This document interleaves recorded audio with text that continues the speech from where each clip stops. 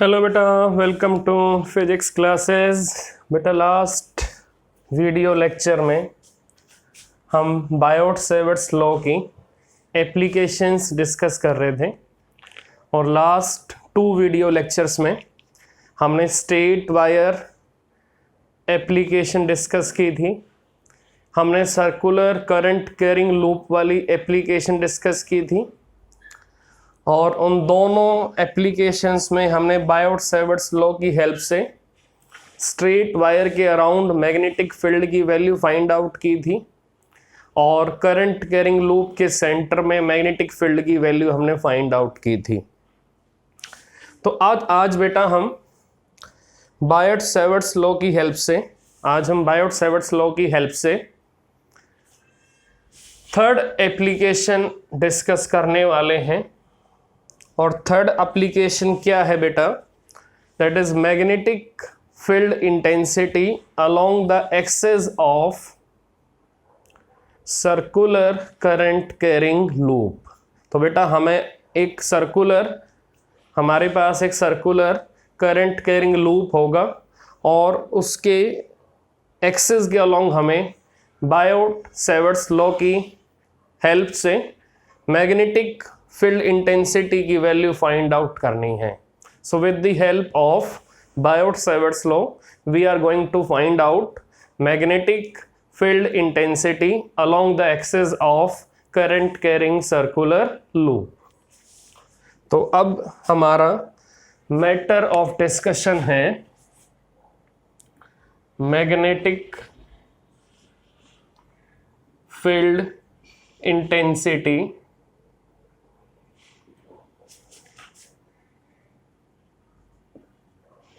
along the axis of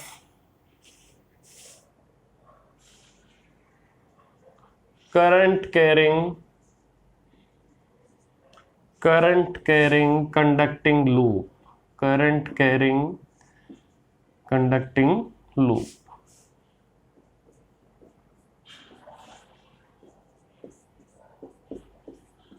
आज हम current carrying conducting loop के एक्सेस के अलोंग मैग्नेटिक फील्ड इंटेंसिटी का वेरिएशन चेक करने वाले हैं। तो बेटा सबसे पहले we have current carrying circular loop. Now this is direction of current और ये लूप आपका किस प्लेन में है? It is in YZ plane. ये इसका सेंटर O है और ये इसका रेडियस A है। तो बेटा आपने करंट कैरिंग लूप को किस प्लेन में लिया है? Now current carrying circular loop is placed in vertical plane and that plane is YZ plane. तो बेटा अब हमें इसके एक्सिस के अलोंग मैग्नेटिक फील्ड इंटेंसिटी का वेरिएशन चेक करना है, उसकी वैल्यू हमें यहाँ फाइंड आउट करनी है। तो बेटा ये डिस्टेंस आपका x हो जाएगा, ठीक है, ये डिस्टेंस आपका x हो जाएगा। ये पॉइंट आपका P है जहाँ पर आपको मैग्नेटिक फील्ड इंटेंसिटी की वैल्यू फाइंड आउट करनी है। तो बेटा करंट कैरिंग लूप आपके पास है और आपको मालूम है बायोट-सेवर्ट्स लॉ की कंडीशन है कि बायोट-सेवर्ट्स लॉ आपका स्मॉल करंट लेंथ एलिमेंट पर अप्लीकेबल होगा। तो सबसे पहले हम यहाँ पर small current carrying length element assume करेंगे। तो बेटा यहाँ पर ये है आपका small current carrying length element, यहाँ पर बेटा ये है आपका small current carrying length element. तो बेटा अब ये जो करंट लेंथ एलिमेंट है हम यहाँ से डिस्टेंस मार्क करेंगे अप टू P पॉइंट। तो बेटा ये डिस्टेंस आपका R होगा, दिस इज R। आप चेक कर सकते हो ये डायरेक्शन बनेगी आपकी IDL की, this is direction of IDL। Now this is direction of IDL। तो बेटा IDL की डायरेक्शन वही होगी जो करंट की डायरेक्शन होगी और हमें हमेशा आर डिस्टेंस कहाँ से स्टार्ट करना है, कहाँ से ट्रेस करना है, हमेशा हमें R distance current length element से लेना है और कहाँ तक जाना है हमें, अप टू ऑब्जर्वेशन पॉइंट। तो बेटा ये हमारा आर वेक्टर है और ये हमारा आइडियल वेक्टर है और इन दोनों वेक्टर के बीच में ये आपका एंगल थीटा बनेगा जो बिल्कुल नियरली किसके इक्वल होगा, नियरली 90 डिग्री के इक्वल होगा। और बेटा ये एंगल आपका फाई है। इसी टाइप से आप यहाँ नीचे भी आइडियल मार्क करोगे तो यहाँ भी बेटा आपका आइडियल मार्क होगा और यहाँ भी आपको आइडियल से डिस्टेंस आर मार्क करना है, यहाँ भी आपको आइडियल से डिस्टेंस आर यहाँ मार्क करना है। This is vector R, now this is vector R. और बेटा यहाँ भी जो एंगल बनेगा आइडियल में और आर में, वो एंगल भी आपको यहाँ पर नियरली 90 डिग्री ही मिलेगा, क्योंकि बेटा आपकी जो रिंग है, जो आपका circular current carrying conducting loop है, वो आपका वर्टिकल प्लेन में है। तो बेटा ये है आपका वर्टिकल प्लेन। तो बेटा इस वर्टिकल प्लेन में लूप ऐसे रखा हुआ है और ये बेटा इसका एक्सिस है और एक्सिस हमेशा किसके अलोंग आएगा, अगर लूप आपका YZ प्लेन में है तो एक्सिस आपका एक्स एक्सिस के अलोंग आएगा। तो लूप का प्लेन YZ है तो एक्सिस आपका जो एक्सिस होगा वो आपका एक्स एक्सिस के अलोंग आएगा। तो आपको अब ये क्लियरली मालूम चल रहा है कि लूप हमेशा अगर वर्टिकल प्लेन में आप लोगे तो उस लूप का एक्सिस हमेशा हॉरिजॉन्टल लाइन पे आएगा। तो बेटा ये एंगल भी आपका फाई ही बनेगा। तो अब चेक करो, ये वेक्टर आर, ये वेक्टर आइडियल है, हमारे पास वेक्टर आर भी आ चुका है, हमारे पास वेक्टर आइडियल भी आ चुका है और वेक्टर आर और आइडियल में एंगल आपका नियरली 90 डिग्री बनेगा। अभी आपको लग रहा है ये एंगल आपका मोर देन 90 डिग्री है, बट अगर आप इस लूप को वर्टिकल प्लेन में लोगे, अगर आप इस लूप को वर्टिकल प्लेन में ऐसे लोगे तो बेटा उस केस में आपको बिल्कुल क्लियरली विजिबल होगा कि आपका जो आइडियल और आर है वो दोनों वेक्टर आपके परपेंडिकुलर हैं। तो अगर आपको इस लूप को वर्टिकल प्लेन में एज्यूम करना है, तो अगर आप इसको वर्टिकल प्लेन में एज्यूम करोगे तो फिर आपको क्लियर पिक्चर मिलेगी कि आइडियल में और वेक्टर आर में इन दोनों के बीच में कितना एंगल है, दैट इज 90 डिग्री। तो बेटा इस टाइप से हमें ये केस फॉलो करना है। अगर ये आपका लूप है और इस लूप में डायरेक्शन ऑफ करंट आपके इस टाइप से है, तो आप चेक करो, करंट अगर ऐसे आ रहा है और आर आपका ऐसे है तो बेटा ये करंट है और ये आर है, तो आप इस टाइप से ले सकते हो। चेक करो ध्यान से, ये डिस्टेंस आर है, ये करंट है, तो ये दोनों पेन आपके बिल्कुल परपेंडिकुलर आएंगे, दोनों पेन आपके बिल्कुल परपेंडिकुलर आएंगे बेटा। इसी टाइप से अगर आप नीचे लोगे तो नीचे आपका आइडियल इस टाइप से बनेगा और आर ऐसे आ रहा है, तो आइडियल में और आर में बेटा एंगल नीचे भी आपका 90 डिग्री ही बनेगा, नीचे भी एंगल आपका 90 डिग्री ही बनेगा।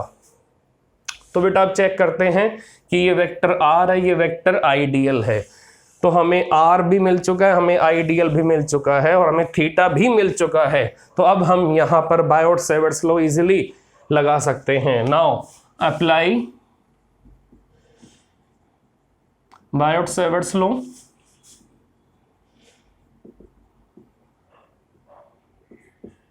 Now D B equal to KIDL sin theta upon r square, theta nearly equal to 90 degree. Now dB equal to KIDL upon r square, equation number 1। अब बेटा चेक करो, जो आपकी मैग्नेटिक फील्ड होगी वो हमेशा आइडियल से परपेंडिकुलर होगी, वो आइडियल से परपेंडिकुलर होगी, वो वेक्टर आर से भी परपेंडिकुलर होगी।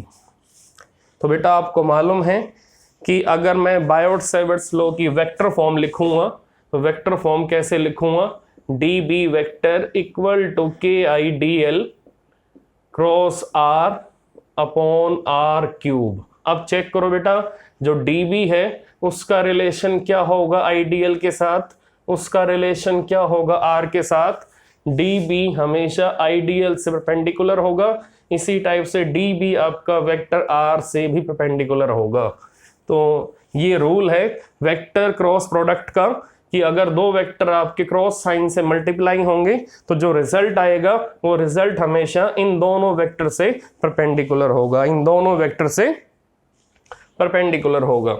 तो बेटा अब हमें कंप्लीट आइडिया मिल चुका है कि dB r और आइडियल से परपेंडिकुलर होगा, तो यहां पर ये डायरेक्शन आएगी dB की, इसी टाइप से यहां पर ये डायरेक्शन आएगी dB की। आप चेक कर सकते हो जिस प्लेन में आइडियल और r होंगे उस प्लेन से dB हमेशा एंगल 90 डिग्री बनाएगा। तो ये आपको हमेशा माइंड में रखना है कि जिस प्लेन में आइडियल और r प्रेजेंट होंगे उस प्लेन से हमेशा dB परपेंडिकुलर होगा। So the plane which contain ideal and r, the plane which contain ideal and r makes an angle of 90 degree with direction of small magnetic field, with direction of small magnetic field। तो बेटा जिस plane में ideal और r होंगे वो plane हमेशा dB से perpendicular होगा। तो आप चेक करते हैं कि यहाँ पर dB के बेटा दो कंपोनेंट होंगे, एक कंपोनेंट आपका वर्टिकल और एक कंपोनेंट आपका हॉरिजॉन्टल होगा। ऐसे यहाँ पर एक वर्टिकल होगा और एक हॉरिजॉन्टल होगा। तो अब चेक करते हैं, अब बेटा चेक करते हैं ये जो हमारा P पॉइंट है, इस P पॉइंट पे कौन कौन से कंपोनेंट आपके आएंगे। अब ये एंगल अगर फाई है तो बेटा मैथमेटिकली ये एंगल भी आपका फाई ही होगा, ये एंगल भी आपका फाई ही होगा, इसी टाइप से ये एंगल भी आपका फाई ही होगा। ये बेटा 11th क्लास में था, आपने पढ़ रखा होगा कि 11th क्लास में अगर कोई हमारे पास इंक्लाइंड प्लेन है और एंगल ऑफ इंक्लिनेशन अगर फाई है तो और यहाँ पर कोई ऑब्जेक्ट आपने ऐसे रखा हुआ है तो बेटा इसका वेट वर्टिकली डाउनवर्ड होगा और इस इंक्लाइंड प्लेन पे बेटा वेट के दो कंपोनेंट आएंगे, तो ये एंगल आपका फाई बनेगा। तो ये क्या होगा mg cos फाई और ये होगा mg sin फाई। तो बेटा आप चेक करो ये दोनों एंगल आपके बिल्कुल इक्वल होंगे, ये दोनों एंगल आपके बिल्कुल इक्वल होंगे। आप चेक कर सकते हो, आप इसको मैथमेटिकली वेरीफाई कर सकते हो कि ये दोनों एंगल आपके बिल्कुल इक्वल आएंगे, ये दोनों एंगल बेटा बिल्कुल आपके इक्वल आएंगे।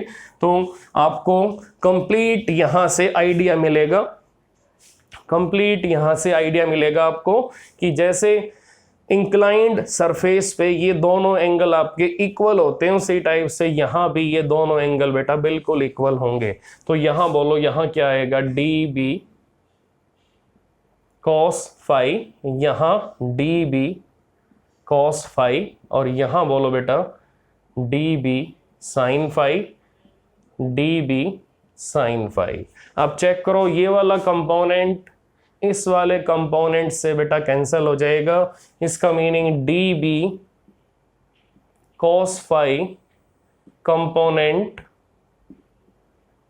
विल कैंसिल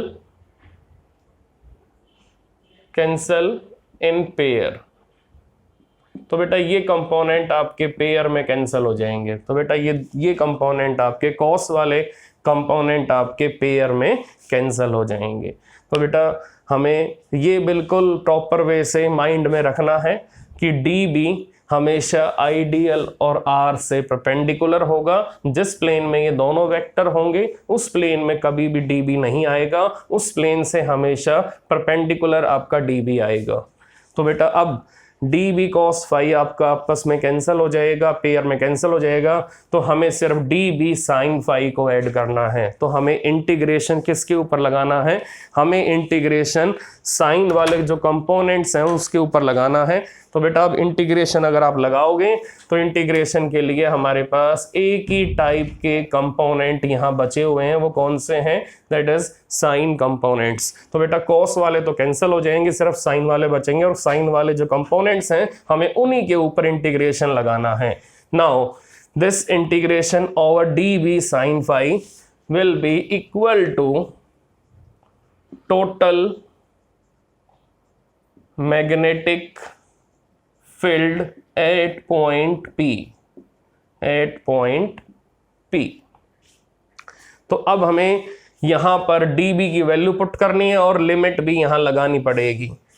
तो बेटा B अब किसके इक्वल आएगा, B इक्वल टू, बोलो dB की value from equation number 1 KI dl upon r square into sine phi. अब बोलो बेटा इंटीग्रेशन किसके रेस्पेक्ट में हो रहा है, इंटीग्रेशन यहाँ लेंथ के रेस्पेक्ट में हो रहा है, तो लेंथ की बोलो लिमिट क्या लगेगी, tell me total length of this conducting loop, total length of this conducting loop it is 2 pi a।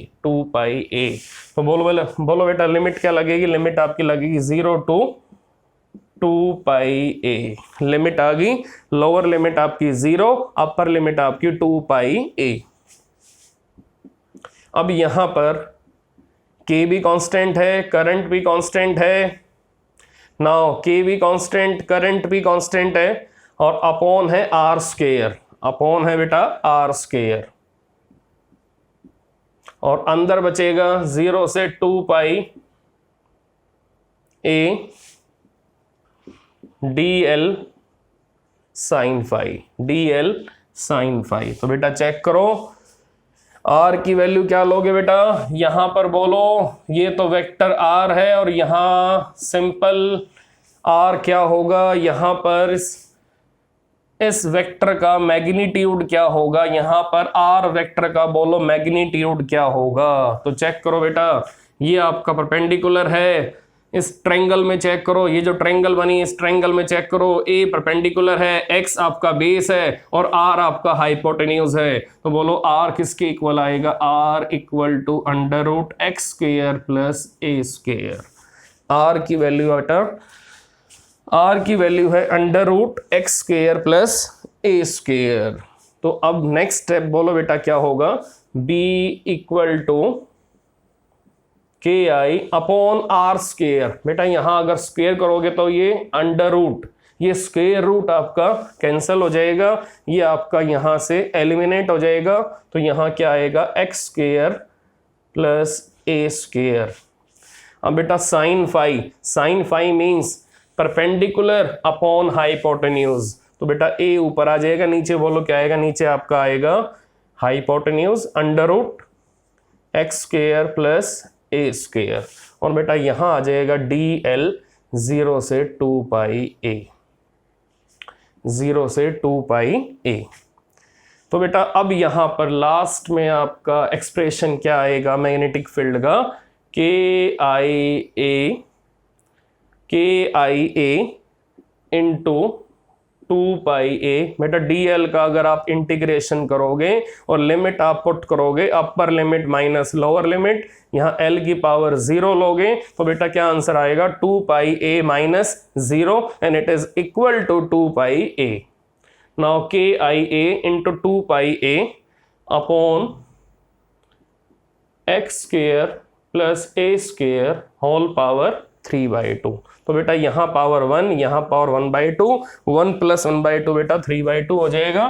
तो आपको अब मैग्नेटिक फील्ड का आंसर मिल चुका है P पॉइंट पे। आपको अब मैग्नेटिक फील्ड का एक्सप्रेशन, आपको मैग्नेटिक फील्ड इंटेंसिटी की वैल्यू P पॉइंट पे मिल चुकी है। तो अब ये आपका P पॉइंट एक्सियल लाइन पे है, तो बेटा एक्सियल लाइन पे ये आएगी मैग्नेटिक फील्ड इंटेंसिटी की value. So this is value of magnetic field intensity along axial line of current carrying conducting loop। तो बेटा अब यहां पर इसको थोड़ा मॉडिफाई करेंगे। मॉडिफाई कैसे करेंगे, B equal to KI into 2 pi A square upon X square plus A square power 3/2 तो बेटा आप चेक करो, टॉप पॉइंट पे, टॉप साइड पे हमें जो वैल्यू मिली है, टॉप साइड में बेटा हमें जो वैल्यू मिली है उसको पहले एनालाइज करो। हमें टॉप साइड में जो वैल्यू मिली है वो क्या मिली है बेटा, 2k i into pi A square upon X square plus A square power 3/2। बेटा current into area, it is magnetic moment, it is magnetic moment. तो ये आपको मालूम होना चाहिए कि करंट इनटू एरिया किसका फार्मूला है, it is formula of magnetic moment of current carrying conducting loop. तो बेटा मैग्नेटिक मोमेंट अगर आपको फाइंड आउट करना है किसी भी करंट कैरिंग कंडक्टिंग लूप का, तो बेटा मैग्नेटिक मोमेंट का फार्मूला क्या है, current into area of conducting current carrying loop. तो बेटा यहां पर आप इसको हटाओगे और यहां पर आप m लगाओगे। m का मीनिंग मैग्नेटिक मोमेंट, m का मीनिंग है मैग्नेटिक मोमेंट। बेटा मैग्नेटिक मोमेंट आपकी वेक्टर क्वांटिटी है, करंट स्केलर है, लेकिन एरिया आपका वेक्टर क्वांटिटी में आएगा। तो यहां पर बेटा चेक करना, यहां पर मैग्नेटिक मोमेंट किसके इक्वल आ रहा है, magnetic moment equal to current into area vector, current into area vector. तो 2km upon X square plus A square power 3/2। तो बेटा अगर इसको वेक्टर फॉर्म में लिखोगे, वेक्टर फॉर्म में कैसे लिखोगे, B vector equal to 2km vector upon X square plus A square power 3/2, power 3/2। now this is final expression, this is final value of magnetic field intensity along axial line of current carrying conducting loop। तो बेटा ये आपका answer आ चुका है। तो अब हम इस एक्सप्रेशन को प्रॉपर वे से अलग अलग इंपॉर्टेंट पॉइंट्स के थ्रू डिस्कस करेंगे। अब चेक करेंगे कि ये एक्सप्रेशन आपके लिए कितना इंपॉर्टेंट है, ये एक्सप्रेशन आपके लिए कितना इंपॉर्टेंट है। अभी चेक करते हैं बेटा ये एक्सप्रेशन आपके लिए कितना इंपॉर्टेंट है। तो अभी चेक करते हैं ये एक्सप्रेशन आपके लिए कितना इंपॉर्टेंट है। ये एक्सप्रेशन आपके लिए कितना इंपॉर्टेंट है। नाउ अब हमें ये मालूम चला बेटा कि नंबर 1 इंपॉर्टेंट पॉइंट हमें क्या मिला कि magnetic field intensity along axial line of current carrying conducting loop is equal to 2km upon x square plus a square whole power 3/2। तो बेटा अगर कोई भी कंडक्टिंग लूप, कोई भी मैग्नेटिक मटेरियल अगर मैग्नेटिक मोमेंट कैरी करेगा तो बेटा उसके पास 2 मैग्नेटिक पोल होंगे। तो अगर किसी भी मैग्नेटिक मटेरियल के पास मैग्नेटिक मोमेंट होगा तो बेटा ये एसेंशियल कंडीशन है, तो उसके पास 2 मैग्नेटिक पोल भी होंगे। So whenever any magnetic material is having magnetic moment, then it is essential to have 2 magnetic pole। तो अगर इस लूप के पास मैग्नेटिक मोमेंट है तो इस लूप के बेटा 2 मैग्नेटिक पोल भी होंगे। इसका मीनिंग अगर ये लूप करंट इस टाइप से कैरी कर रहा है और ये करंट की डायरेक्शन है that is anti clockwise direction of current, तो बेटा ये वाला फेस नॉर्थ पोल की तरह काम करेगा, ये वाला फेस नॉर्थ पोल की तरह काम करेगा। अब इसी कंडक्टिंग लूप का जो बैक फेस होगा, तो बेटा बैक फेस में करंट की डायरेक्शन कैसे हो जाएगी, इससे पीछे वाले फेस में बेटा करंट की डायरेक्शन इस टाइप से क्लॉकवाइज हो जाएगी। तो बेटा अगर पीछे वाला फेस अगर आप देखोगे तो पीछे वाले फेस में करंट की डायरेक्शन क्लॉकवाइज हो जाएगी। तो क्लॉकवाइज अगर करंट फ्लो करेगा तो बेटा उस केस में वहां पर कौन सा पोल बनेगा, वहां पर साउथ पोल बनेगा। तो अगर किसी भी करंट कैरिंग कंडक्टिंग लूप के अंदर करंट अगर एंटी क्लॉकवाइज मूव करेगा, तो बेटा एंटी क्लॉकवाइज करंट अगर डायरेक्शन कैरी करेगा तो उस केस में उस लूप का फेस नॉर्थ पोल की तरह बिहेव करेगा। तो जिस लूप के अंदर current anti clockwise direction carry करेगा तो उस लूप का वो वाला फेस हमेशा नॉर्थ पोल को कैरी करेगा, और उसी टाइप से उसका बैक सरफेस, उसका बैक फेस जहां करंट आपका क्लॉकवाइज हमें विजिबल होगा तो वो सरफेस, वो फेस हमेशा साउथ पोल कैरी करेगा, वो हमेशा साउथ पोल कैरी करेगा।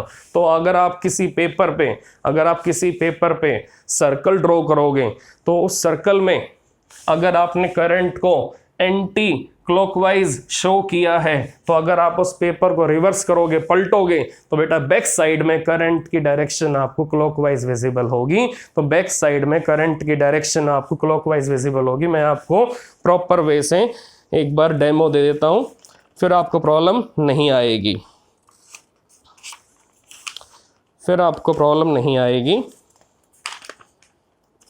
आपको क्लियरली विजिबल हो जाएगा।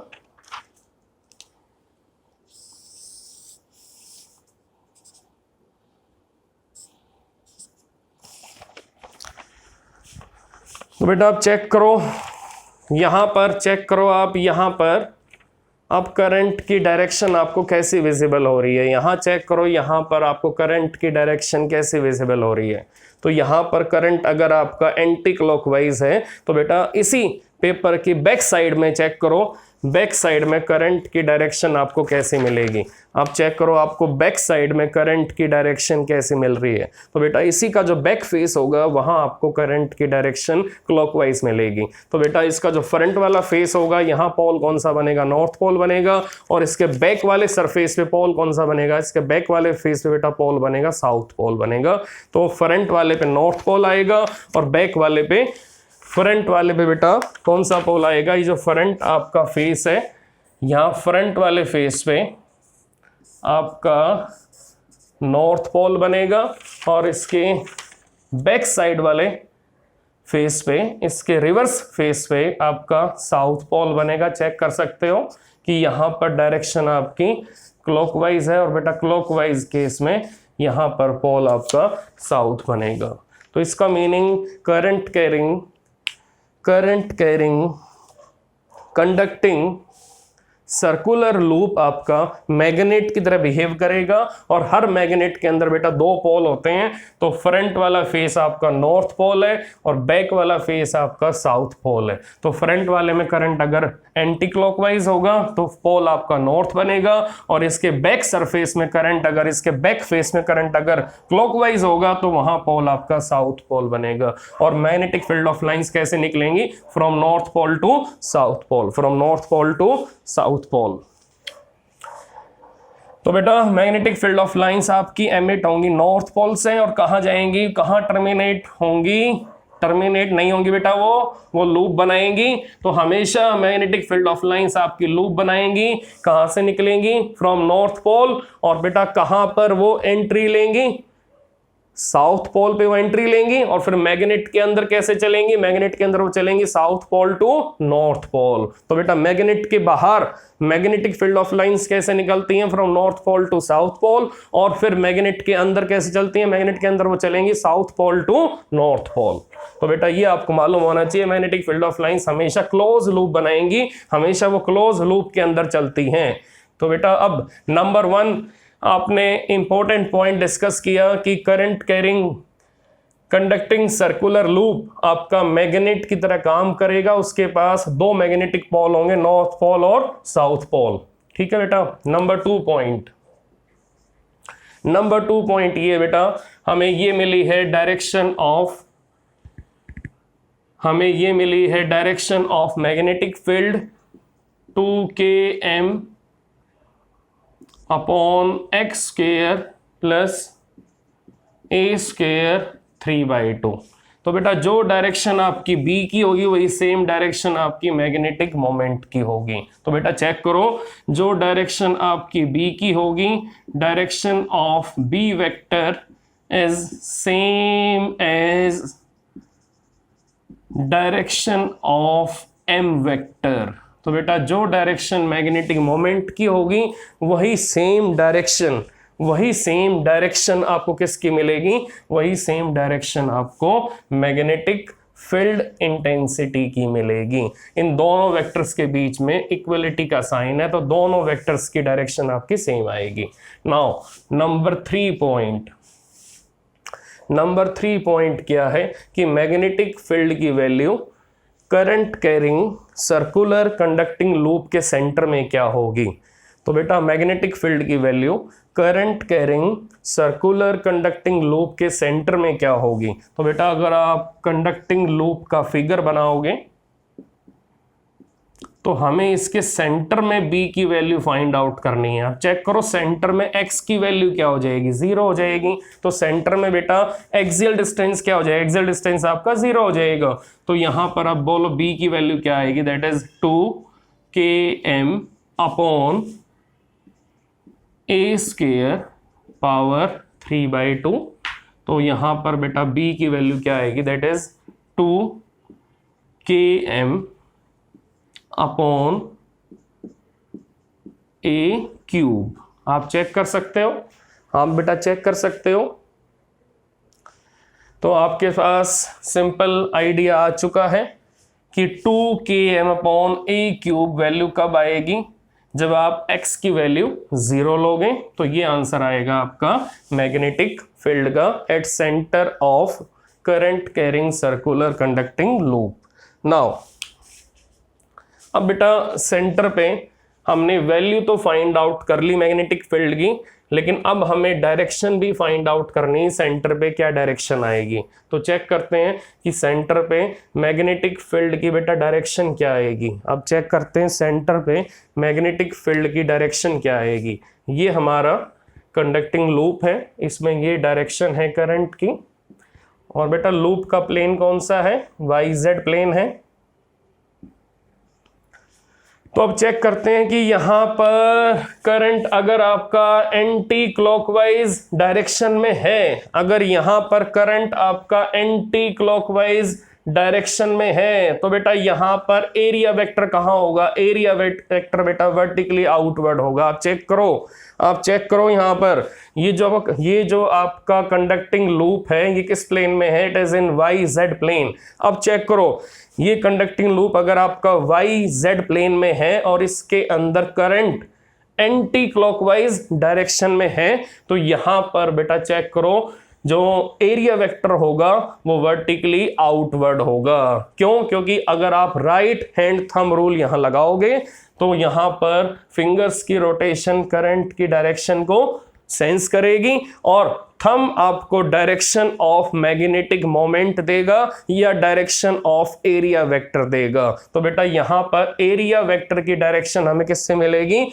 बाय राइट हैंड थंब, और यहां पर फिंगर्स की रोटेशन ये बताएगी करंट आपका एंटी क्लॉकवाइज है या क्लॉकवाइज है। तो चेक करो यहां अगर करंट आपका एंटी क्लॉकवाइज है तो एरिया वेक्टर कहां आएगा, एरिया वेक्टर बेटा वर्टिकली आउटवर्ड आएगा। तो एरिया वेक्टर आपका आएगा along plus I cap. Now this is direction of area vector. अब बेटा जो डायरेक्शन एरिया वेक्टर की होगी वही सेम डायरेक्शन आपकी मैग्नेटिक मोमेंट की होगी। मैग्नेटिक मोमेंट का फॉर्मूला है करंट इनटू एरिया। तो अगर जो डायरेक्शन एरिया वेक्टर कैरी करेगा वही same direction magnetic moment carry करेगा। अब जो डायरेक्शन मैग्नेटिक मोमेंट की होगी वही सेम डायरेक्शन आपकी मैग्नेटिक फील्ड की भी होगी। तो अब चेक करो सेंटर पे जो आपकी मैग्नेटिक फील्ड बनेगी बेटा वो मैग्नेटिक फील्ड आपकी वेक्टर फॉर्म में कैसे लिखी जाएगी, that is 2km upon A cube. और बेटा ये मैग्नेटिक फील्ड आपकी किसके अलोंग होगी, this magnetic field is along plus I cap, along plus I cap. तो बेटा मैंने यहाँ पर आपको मैग्नेटिक फील्ड की वैल्यू और डायरेक्शन दोनों डिस्कस करके बताई है कि यहाँ पर सेंटर पे ये वैल्यू आएगी और इस वैल्यू की यहाँ पर बेटा डायरेक्शन क्या होगी, तो यहाँ पर मैग्नेटिक फील्ड की बेटा डायरेक्शन होगी 2km/a³, इसका मैग्नीट्यूड है और डायरेक्शन साथ में लगेगी प्लस आई कैप, डायरेक्शन साथ में लगेगी प्लस आई कैप।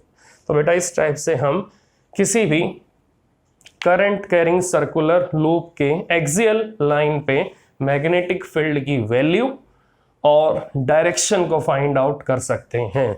तो बेटा अगर आप सेंटर से आगे जाओगे, अगर आप एक्सियल डिस्टेंस पे आओगे, अगर आप एक्सियल लाइन पे आओगे, तो भी आपको मैग्नेटिक फील्ड की डायरेक्शन यही मिलेगी। तो डायरेक्शन बेटा एक्सियल लाइन पे आएगी, तो डायरेक्शन आपकी फिक्स है इस केस में। डायरेक्शन आपकी मैग्नेटिक फील्ड की किसके अलोंग होगी, along positive x axis, along positive x axis. तो बेटा इस टाइप से हमने ये डिस्कस किया। अब चेक करते हैं कि मैग्नेटिक फील्ड इंटेंसिटी किस पॉइंट पे मैक्सिमम होगी और किस पॉइंट पे वो सबसे मिनिमम हो जाएगी। तो अब चेक करते हैं variation of magnetic field intensity. तो बेटा एक्सियल लाइन पे मैग्नेटिक फील्ड की वैल्यू आई थी 2km/x² प्लस a² 3/2 और सेंटर पे वैल्यू क्या आई थी 2km/a³। तो ये बेटा सेंटर पे आई है और ये वैल्यू आपको मिलेगी एक्सियल लाइन पे। तो बेटा अगर एक्सियल लाइन पे आप जाओगे और x आपका मोर देन a हो जाएगा, अगर आप एक्सियल लाइन पे जाओगे और आपका एक्सियल डिस्टेंस अगर रेडियस ऑफ लूप से काफी ज्यादा हो जाएगा, तो हम रेडियस ऑफ लूप को यहां से नेग्लेक्ट कर सकते हैं। तो बेटा ये ध्यान रखना कि अगर आप रिंग से करंट कैरिंग कंडक्टिंग लूप से काफी दूर जाओगे, तो बेटा जो कंडक्टिंग लूप का साइज है वो आपके लिए नेग्लेक्ट हो जाएगा, जो उसका रेडियस है वो आपके लिए काफी कम विजिबल होगा, तो आप उसको नेग्लेक्ट कर सकते हो, आप उसको इग्नोर कर सकते हो। तो आप यहां पर ए को इग्नोर कर सकते हो। इसका मीनिंग अगर आप लूप से काफी दूर जाओगे, अगर अभी आप लूप के पास में हो, तो आपको लूप का साइज अप्रिशिएबल लगेगा, आपको लूप का साइज प्रॉपर लगेगा। और अगर आप लूप से काफी दूर जाओगे तो आपकी आईज में लूप का साइज बेटा कम होता जाएगा और एक टाइम ऐसा आएगा कि अगर आप बहुत ज्यादा दूर चले जाओगे लूप से, तो आपको लूप कैसा विजिबल होगा, आपको लूप पॉइंट साइज में विजिबल होना स्टार्ट हो जाएगा। तो ये आपको मालूम होना चाहिए कि अगर आप लूप से काफी दूर जाओगे तो लूप आपके लिए पॉइंट ऑब्जेक्ट बन जाएगा। तो बेटा पॉइंट ऑब्जेक्ट का साइज हम नेग्लेक्ट कर सकते हैं, तो इसलिए हमने ए को नेग्लेक्ट कर दिया। तो अब बेटा एक्सियल लाइन पे बोलो अब बी का क्या आंसर आएगा, कि अगर आप ए को करोगे नेग्लेक्ट तो बी एट एक्सियल पॉइंट पे बोलो क्या आंसर आएगा, magnetic field on axial line 2km/x² power 3/2, it becomes 2km/x³। अब बेटा x कैसा है, more than a, it means magnetic field at center is more than magnetic field on axial line, magnetic field on axial line। तो बेटा आप ये check करो कि मैग्नेटिक फील्ड आपकी मैक्सिमम कहाँ आएगी, मैग्नेटिक फील्ड आपकी मैक्सिमम सेंटर पे आएगी और बेटा मैग्नेटिक फील्ड आपकी डिक्रीज होती जाएगी along the axial line, along the axial line. तो जितना आप लूप से दूर जाओगे मैग्नेटिक फील्ड आपकी डिक्रीज होती जाएगी। इसका meaning more axial distance less magnetic field intensity, less axial distance more magnetic field intensity. तो इसका मीनिंग अगर मैं ग्राफ बनाऊंगा तो बेटा ग्राफ कैसे बनेगा, तो अगर एक्स एक्सिस पे मैं लूंगा axial distance, that is axial distance x, यहां लूंगा -x, यहां भी आपका आएगा एक्सियल डिस्टेंस, और यहाँ अलोंग y एक्सिस बेटा मैं ले रहा हूं magnetic field intensity. Along y axis I have taken magnetic field intensity, along x axis I have taken axial distance. तो बेटा चेक करते हैं,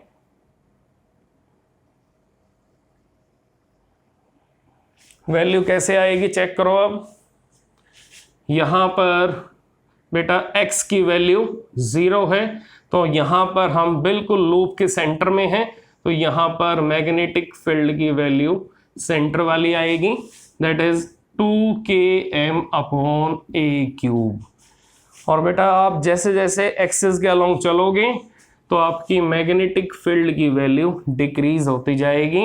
बेटा यहाँ पर b proportional to X cube हो जाएगा, यहाँ पर b proportional to X cube हो जाएगा, यहाँ भी चेक करो, यहाँ भी b proportional to X cube हो जाएगा। तो बेटा दोनों साइड मैग्नेटिक फील्ड आपकी डिक्रीजिंग ऑर्डर में आएगी, यहाँ भी फील्ड आपकी डिक्रीज होगी, यहाँ भी फील्ड आपकी डिक्रीज होगी, और सेंटर वाले पॉइंट पे फील्ड आपकी मैक्सिमम होगी, सेंटर वाले पॉइंट पे फील्ड आपकी मैक्सिमम होगी।